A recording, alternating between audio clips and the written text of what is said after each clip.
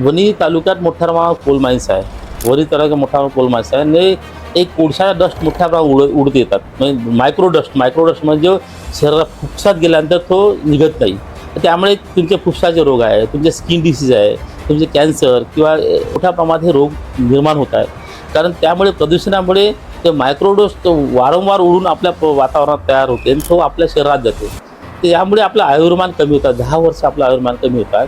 याच्यासाठी प्रदूषण नियंत्रणासाठी आळा घातला पाहिजे. त्या मोठ्या झाडे लावले पाहिजे, थोडं स्प्रेइंग केलं पाहिजे. तर माझी संकल्पना होती का प्रदूषण नियंत्रणासाठी मोठमोठाले व्हॅक्यूम क्लिनर आणलं पाहिजे. करोडो रुपये पाण्यात जाते ना आपले. तर व्हॅक्यूम क्लिनर 40-50 लाख, एखाद्या कोटीचे चांगले 50-50 लाखाचे व्हॅक्यूम क्लिनर आहे, जे दोन्ही रोडनं फिरले, दोन्ही साईडनं फिरले तर टोटल मायक्रोडस्ट पूर्ण त्या व्हॅक्यूम क्लिनरनं खिचून घेतल्या जाईल. सकाळी किंवा संध्याकाळी जरी फिरले तर ते वातावरणात उडणार नाही वारंवार. त्यात तोच डस्ट उडते, तोच बसते. हे सुद्धा यांना आळा घालण्यासाठी मी त्यावेळेस सुचवलं होतं. त्यावेळेस पण एक व्हॅक्यूम क्लिनर त्यावेळेस अजूनही ते व्हॅक्यूम क्लिनर आणलं आहे. माझा मानस आहे का भविष्यात हे सुद्धा तात्काळ उपाययोजना करण्यासाठी व्हॅक्यूम क्लिनर आणल्या जाईल. झाडं त्या लवकर वाढणार नाहीत, परंतु झाडं हळूहळू वाढेल. 4-5